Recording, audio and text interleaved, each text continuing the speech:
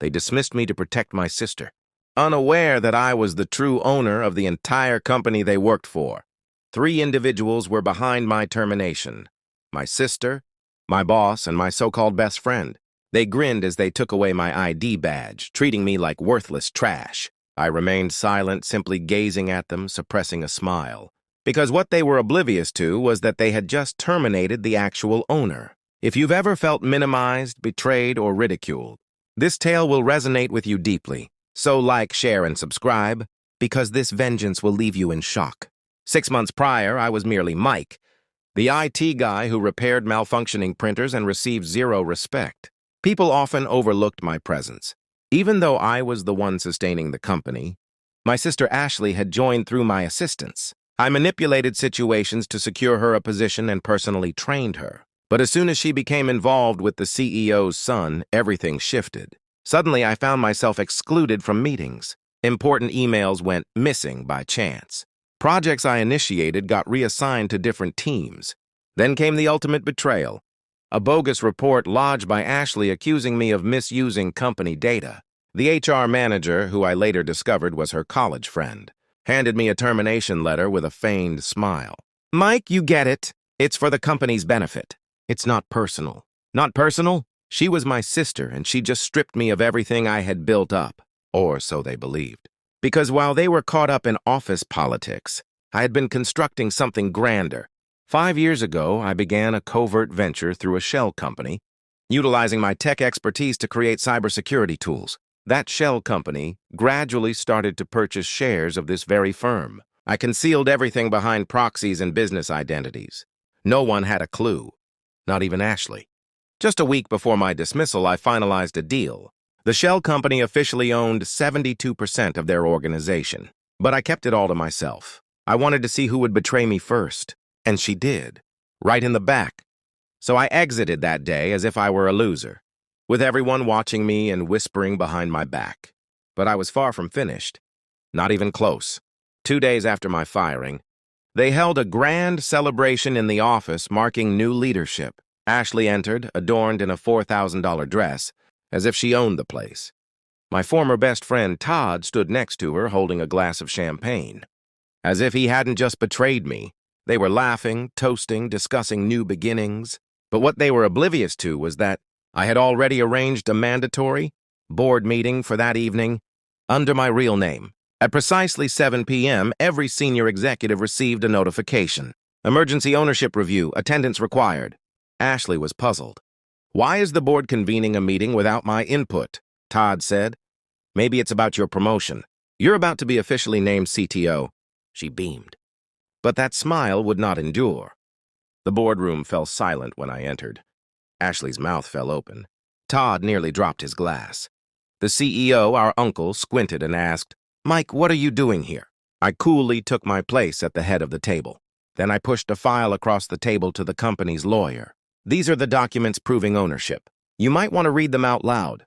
The lawyer appeared perplexed until he started going through the file. Then his eyes widened. "This can't be accurate. This document indicates that a holding company called Cynet Global now owns the majority of the firm." He turned to me. "And according to these records, you are the sole owner of Cynet."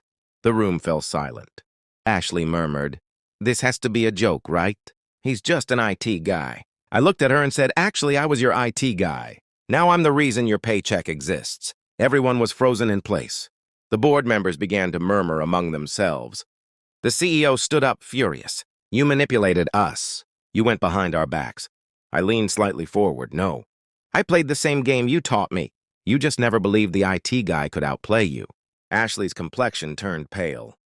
Todd continued blinking in disbelief. The CEO, our uncle, stood frozen as if someone had unplugged his brain. I remained calm, allowing the silence to inflict damage. Each passing second was a reminder. They had just transferred power to the very person they aimed to undermine. One of the board members, Mr. Clark, cleared his throat. "Mike, are you saying you've been secretly acquiring shares this whole time?" I nodded. 5 years of silence.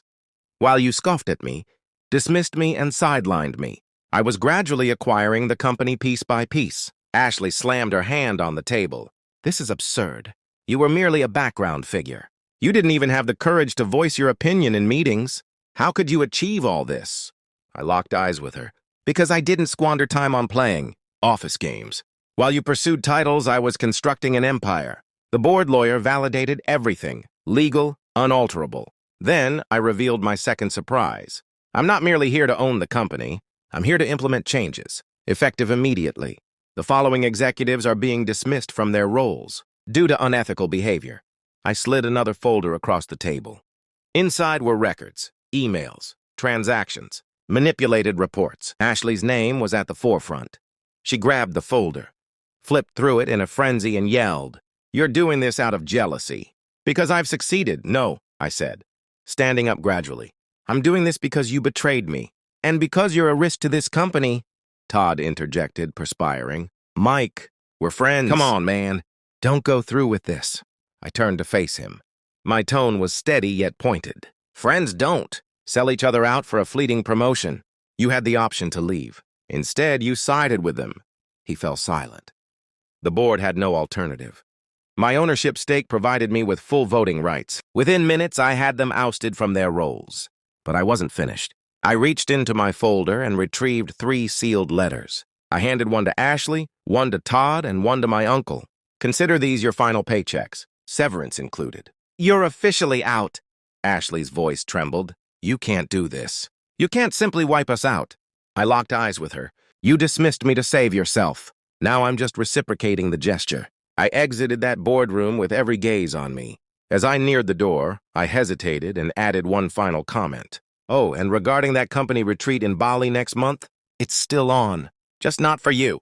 However, their next move altered everything. I assumed it was over. I believed that terminating them would conclude the situation, but I was unaware of how far they were willing to go to ruin me. 3 days later, I began receiving odd calls. No one said a word. Just silence on the line. Then the emails came in.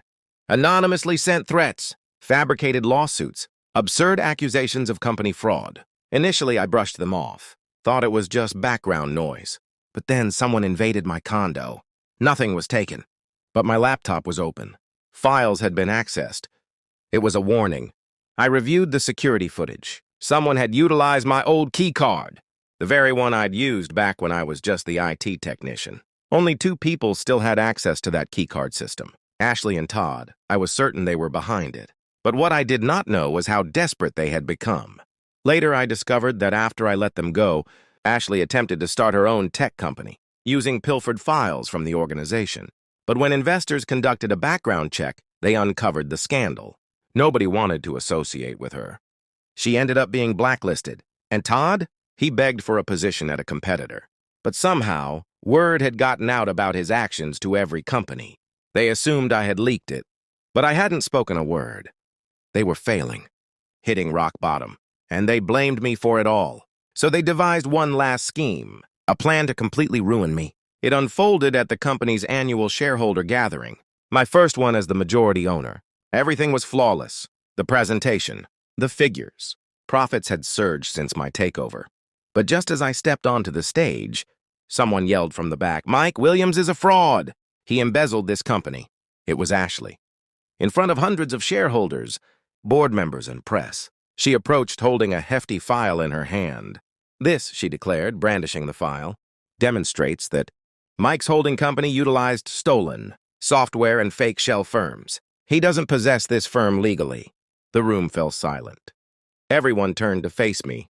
A single error, and I could forfeit everything. My reputation, my company, everything I've built. The moderator looked at me and asked, "Mr. Williams, do you have anything to say?" I stepped up to the microphone. Calm, unyielding, then I grinned. "Yes," I replied. "I was hoping you would make an appearance today, Ashley, because I brought something as well." I revealed my folder. Inside were recorded communications, emails, and financial transactions that revealed how Ashley had bribed a past employee to fabricate documents. I had allowed it to happen. I let her fall right into the trap. Because a few weeks earlier, I had inserted a phony file into the system, titled Ownership Vulnerability. She took the bait without hesitation. I played a brief audio snippet. Her voice was unmistakably clear. "If this gets out, it'll destroy him. It doesn't matter if it's authentic. By the time he can prove it's a forgery, The damage will be irreversible. Gasps filled the room. The moderator was left speechless. One board member muttered, "Oh my God." I turned back to Ashley and said, "You taught me how to play dirty. I've just become more skilled at it." Security escorted her out, and the audience erupted in applause. I surveyed them and declared, "This company was founded on silence, betrayal, and politics. But starting today, it will represent something greater."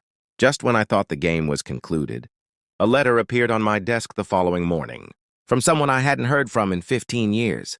The envelope bore no name, only my office address, and a golden wax seal I hadn't seen in over a decade. I opened it cautiously. Inside was a single handwritten note. "We know who truly funded Cynet Global. You're not the only ghost in this narrative. Let's meet." My heart sank. There was only one person who ever signed that way. Daniel Carter, my former business associate. The man I believed had died in a car accident 15 years ago. But if he was indeed alive, it meant everything I had built wasn't solely mine. You see, when I founded Cynet, Daniel and I were mere nobodies. Two broke tech enthusiasts operating out of a storage unit, coding around the clock. He was brilliant but volatile. Greedy. The type of person who sought shortcuts instead of strategies. He wanted us to sell our code to a foreign investor, one with serious red flags. I refused. Then the accident occurred. His vehicle went off a bridge. The body was never recovered. I moved on. Built Cynet by myself, or so I believed. I followed the directions in the letter. An abandoned warehouse on the outskirts of the city. Midnight. When I arrived, he was waiting. Same smirk, same leather jacket, as though he hadn't disappeared from existence. "Long time no see, Mike," he said, stepping out from the shadows. "I thought you were dead," I responded. He chuckled. "Almost, but watching you run the company alone gave me a reason to return."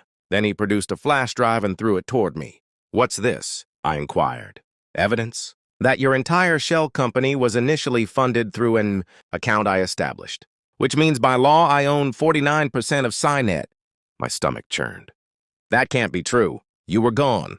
You signed over everything previously." I forged the signature, he cut in, grinning. "And now I want in.